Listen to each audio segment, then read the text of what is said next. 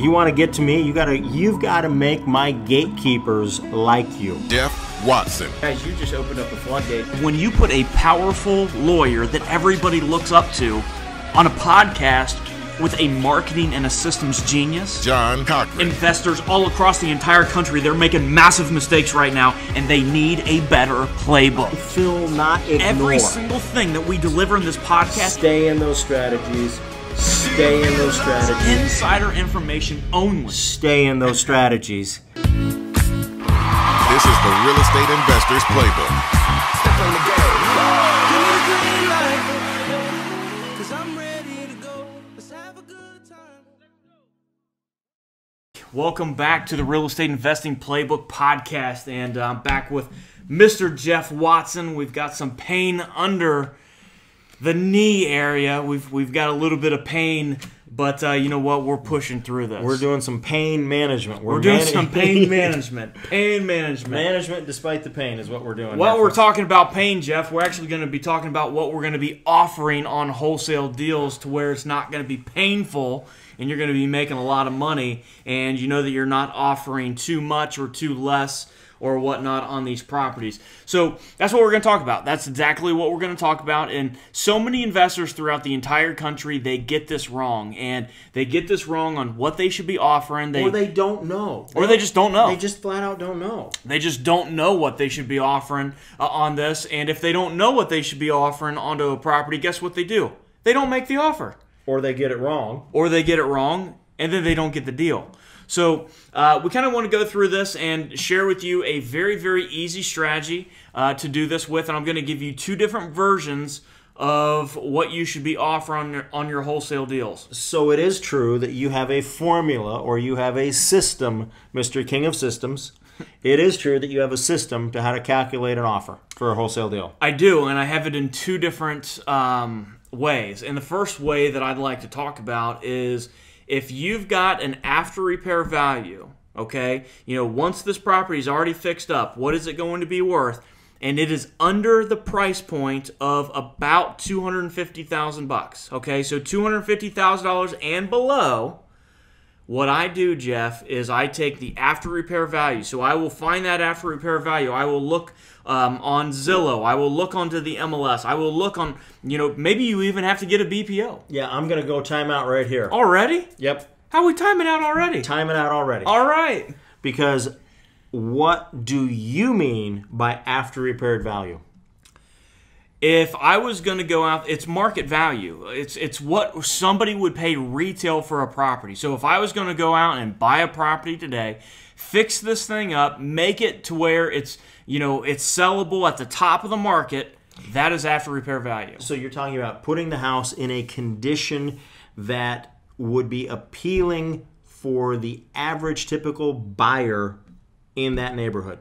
Retail buyer. Retail buyer. Correct. Not landlord or real estate investor buyer. Retail buyer. So somebody that's going to live in that property for the rest of their life. Somebody who's going to live in that property and have a family there, be there with their best friends, whatever it is.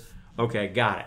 That's after repair value. So that means it's going to be a higher quality work done to it. Yes, absolutely. Means it's going to be better fixtures. Yep. Means it's going to be a nicer bathroom and a nicer kitchen with better paint on the walls and better tiling on the floor. Yep. Which means it's going to be a bigger, more expensive rehab. Yep. See, this is why I had to ask, what do you mean by after repair value? Not just lipstick and a paint job, but what do we got to do to make it where people who live in that neighborhood want to live in that house? 100%. Okay. And so you got to come up with what the after repair value is on that property. And again, Jeff, a really good way to do that is to go to Zillow. Go to find out what that Zestimate is. They've really came around. They have. They've came around a long time ago. It's like I remember seeing those pictures on Facebook. People, I mean, they would give like a picture of like a shack, and I mean, it's like this thing is like held together on duct tape. Do you ever see those pictures? And it would say like Zillow's estimate like $419,000. It's just like, what? Well, it was put together with antique baling wire and duct tape. Yeah. Yeah. But they've really came around on what their Zestimate is, and typically their Zestimate is going to be somewhere pretty close to your after repair value. But you also got to look at, other things like.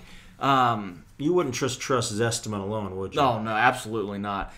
And you know what? There's a lot of different ones, but you can't just trust one source. Just MLS, you can't just trust MLS. You have to go to other sources. So you're going to probably have to do a little bit of work and a little bit of math to come to what your ARV is. You're probably going to have 4 or 5 sources, add them together, and average them out. 100%. So, but if I was taking notes, John, I would have written down on my piece of paper this line going from right to left, and above the line I'd have had less than $250,000, and below the line I'd have $250,000 plus. Yep. So let's go back above the line of 250. Yep. Now that we've identified what after repair value or ARV means. Yep. Okay, because that means different things to different people. Yep. Johnny Shortcut Rehabber, he's going to have a much lower rehab cost, and he's going to think it's going to be as good, but it's not. Yep. Okay, so once we know our ARV is $250,000 or less, what's the mathematical systematic formula that you have? Divide that number in half. Okay. That's going to be your number that you're selling it for. Okay. So I'm dividing that number in half. So I'm dividing it by 2, or I'm multiplying it times 0.05. Correct. So, for example... Or, I'm sorry, 0.5. 0.5. Yeah. So, for example, you got a property, and seller needs to sell it, absentee owner, vacant, tax delinquent, whatever it is. They need to sell this thing. The property's after repair value is $200,000. You should be going out there and selling. You should be selling that contract or selling that property for somewhere around $100,000. Which means then that my offer needs to be cheaper than that. $75,000, $80,000. That's correct. And so really, the quick and easy, dirty math for this, properties under $250,000, you just simply take the after repair value, you divide it in half, you subtract your wholesale profit on that. So kind of a good rule of thumb is that if you're dealing with properties under $100,000 on this, you typically want to go after repair value, divide it in half, minus $8,000, something like that, and that's what your wholesale profit should be. If you're right around the $250,000 price point for the ARVs, your wholesale profit's going to be higher, whether you're assigning the contract or probably double closing these for sure. On this, you probably want to subtract $10,000, $12,000, $15,000 from it. So what I'm hearing is, in this particular type of property, $250,000 on down ARV, I'm never going to be offering much more than $100,000. It's correct. It's correct. Boy, that's kind of simple math. It's easy. See, now, what about the guy who's like me doing other math in their head as we're talking, goes, well, why can't I just offer a third? If it's a $250,000 ARV, why can't I just divide by 3 and offer $80,000? This doesn't always work like that. Math isn't math. Math doesn't always happen to be math. But keep in mind too, Jeff, a lot of people have been taught, their max allowed offer, the Mayo or whatever, and then they've got some 70% repairs and all this other stuff. Guys, I'm technically counting that into all of this stuff. Oh, you are. But you're just not seeing it. But using that formula, if I remember it right, so $250,000 is the after repaired value times 0.7 minus the cost of repairs and minus my other cost of holding is going to get me to my maximum allowable offer. So let's go through that again. Okay. $250,000. Let's do $200,000. $200,000 ARV times 0.7 is $140,000 minus the repairs. Minus the repairs, holding costs. And what would that number be? 40 grand? Depends on what work it needs. Yeah. But so a $200,000 property is probably going to need every bit of $40,000 on it. Yeah. I mean, 40, maybe $50,000. So, $200,000 property times it by 0.7, you're down to $140,000 minus your repairs and your other expenses, probably $50,000, something like that. You're down to $90,000. I don't care which way you put it, which way you skin that cat. Taking that after repair value times it by 0.5 minus your wholesale profit is going to get you somewhere around that same exact number. Yep. So now I'm going to go on a little bunny trail here. Okay? I want to know if you agree with me or not, because when it comes to calculating offers, Does the cost of your money matter when you calculate your offer? I think it does. 100% it does. I also think that you need to calculate what your rehabber's cost of money is as part of what their rehab bill is going to be. And you know what? That's one of the things that investors miss. When I'm analyzing deals for our challengers, or when you're doing it for challengers or other wholesalers or whatever, very rarely do they go out there, or do they go out there and put the cost of money that they're going to take this thing down for a double close, or their whoever they're wholesaling to, their cost of money. They don't take account into that stuff. Right. And that's an expense. And if you've got an $8,000 profit or a $5,000 profit, and you're going to be double closing that thing, I guarantee you're not going to be making money. That's probably a deal that you should be passing on. It's either a deal you should be passing on or a deal you should be assigning. Exactly. Yeah, you should not take title to that one because it's too skinny of a deal. So, Jeff, I'm going to flip this switch. Uh-oh. $250,000 property or less, what is the easy formula of your maximum allowed offer to a motivated seller? Quiz time. Quiz time. Quiz time. I'm going to take my after repair value. Yep. I'm going to divide by 2. I'm going to then figure out how much profit I want to make and subtract that number, and then that is going to begin. That's going to be my high-end offer. I'm going to back off a little bit more for negotiations. And you just said something, that is going to be your high-end offer. That doesn't mean that is the highest that you can pay for that property. Right, that's not where I'm going to start. That's not where you're going to start. You might go a few $1,000s below that, but you know that you've got that room to go up. And I'm going to do one other thing, John. My offer is not going to be a round number. It's going to have crooked numbers in it. I love it. I might offer $78,495 instead of $79,000. Or versus $75,000. Or versus. Yeah. See, and that I don't necessarily in the deals that we do, I don't necessarily go like $79,382. I mean, you don't really have to be that, but you should never go into a property with even numbers, which are technically odd numbers. You should never go in at like $50,000 or $55,000 or $60,000 or $75,000. You should go in, if you're going to go in at 75, you should go in at 76, or you should go in at 74. You got to make it to where the seller feels like you're not just giving them a rounded number, to where they're like, oh, he did some math, he came up with this number, he got it from somewhere. You're giving them a calculated number. Yep. Not a pull from air round number. Yep. So, Jeff, ARV divided by 2 minus your profit on that equals your max offer that you can do, and it should probably be a weird number, not an even like 75 or 60 or 1,000 or whatever. Right. Okay, so let's talk about $250,000 and up. Mm-hmm. What do? These are areas like New York. These are areas like California. These are areas in Florida. These are areas in Texas. Dallas, yep. These are areas in even in Ohio. Chicago. Places like that. $250,000 and up. Very simple, Jeff. What I do is $250,000 plus. You take the after repair value, and then you want to multiply that number by 60%. 65%, somewhere close to that. It doesn't have to be perfect. Somewhere between 60 to 65%. So after repair value times 0.6 minus your profit, which on deals like that, on a property that's over $250,000, your profit on a wholesale deal should be $15,000 plus. Mm-hmm. It should be $15,000 plus. After repair value times 0.6 minus 15,000. 20,000, whatever it is right there, equals your max offer. So the only thing that you're changing is if it's above 250,000, all you're doing is you're just multiplying that after repair by 0.6 or 0.65 instead of 0.5. Instead of 0.5. You're giving you got a little more. You're just using a little bit higher number coming back to them. Yep, it's that simple. So let's just walk through an example. Yep. Okay, I got a house. The after repair value is $350,000. Okay. So multiply that times 0.6. Gives me $210,000. Yep. From that $210,000, I would like to put $25,000 in my pocket.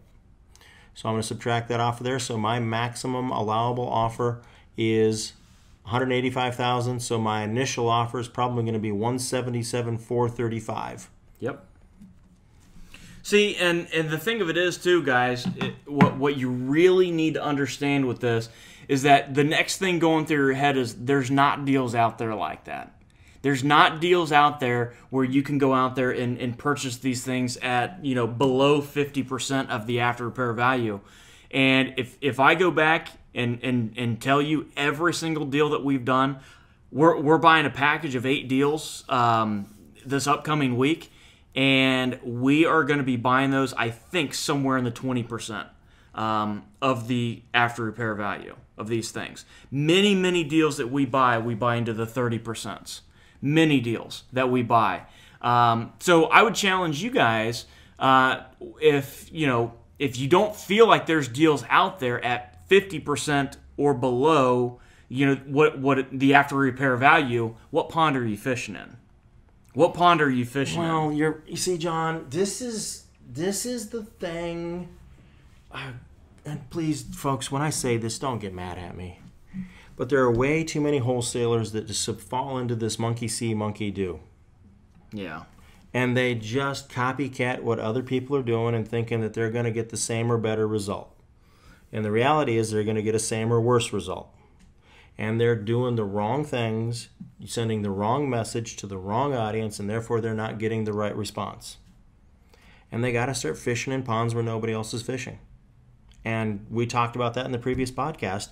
2 of your favorite ponds to go fishing are direct mail to people who are 24 months or more behind on their real estate taxes, and there's not a tax foreclosure auction imminent. And your other favorite pond is probate attorneys, building relationships with probate attorneys. Yep. So, yeah. And, the other thing, Jeff, is, and I kind of want to end with this, is, so many investors, I'll flat out tell you what so many investors' problems are. So many investors, their problems are they get these squirrel moments. And, they go from this nut to that nut to that nut to this nut to that nut. And what I mean by is you go and you buy this course. Oh, well, that sounded good. And, well, it didn't work. And then you go and buy this course. And then you go and try this strategy. And then you go to that seminar. Then you go to do this. Look, get really, really good at 2 strategies. Dude, that was me so many years ago. It was me too. So many years ago, I was at seminar after seminar after seminar after seminar. And you know what? I was at one just this last weekend. And it was a great seminar. I was there with my oldest son, Zach. And I'm down to 2 things, John. In my investing portfolio, I do 2 things. If it's not a lease or a loan, I'm not doing it. Yeah. And it's that simple. I mean, you got to stay in your box. And there's really a secret, or magic would be a better way to say, when you only focus on 2 strategies and you get really, really good at those 2 strategies versus trying all of them, because you're not going to be good at any of them. Yeah. You're not going to bring in deals with that. It's that simple. What I see, the squirrel phenomenon that I see among beginning wholesalers, beginning real estate, quote, investors, unquote, because I'm really not sure if wholesaling is investing, because you're not letting market appreciation do anything for you. You're not letting time do anything for you. You're not adding value to the property by doing anything for it, but we'll just leave it at that. The squirrel moment for them, or the squirrel moments, are they keep trying different forms of attracting leads and sellers and so on, and they don't do anything consistently that helps them build a brand, build a reputation, build credibility. They don't do anything that makes them have frequent touches with their audience. Yep. That's the key. That is the key. It just depresses me. I mean, I look at it and I go, come on, people, stay in your lane. Yeah. And John, I know we're wrapping this one up, so I'm gonna tell the story that I've said before, okay? I just was watching him again on videotape the other day. One of the guys that I learn a lot from. I'm a huge fan of Dave Ramsey. And Dave was talking about how a multi-billionaire shared with him a very insightful book on business. And Dave was like, "Oh, you got to tell me that. Got to tell me." First the guy thought, "Okay, he's going to tell me to go read the Bible." And the guy says, "No, it's a real simple, easy read." And this multi-billionaire, he's now passed away, okay? and his sons now run the company, and they only do about $14 billion a year in sales. Okay, that's all they do is about $14 billion a year in sales. Losers. The book is The Tortoise and the Hare. Yeah. Read that over and over. Read it over. You'll get it. Yep. The tortoise wins Yep. because he keeps on the path, stays on focus, and keeps moving Stay in your forward. lane. Stay in your lane. Stay in your lane. It's that simple. So, Yeah. guys, go back, listen to this. This has been great. There's 2 formulas that you should be really following to calculate your wholesale offers. Whether it's under $250,000 or if it's over $250,000, those are 2 great formulas. Remember, if you don't make offers, you cannot do deals. And now that you know how to make offers, and now that we've reminded you of how to market to get the people to present these offers to, we have gotten you that much closer to getting your deal machine running. Yep. And when we get your deal machine running and you start cashing checks and start doing stuff, folks, come back to this podcast because we're going to show you more and more what to do, how to get better at it. And then we've got podcasts either we've already done or we will be doing on how to keep more of that money that you're now starting to make. Yeah, baby. Yeah, baby. All right. See you guys. Thank Peace. you, Jeff. Win. And I mean you want to win big. You master getting deals from relationships and you develop follow-up systems. There's not another podcast out there as powerful as this real estate investor playbook. It doesn't exist.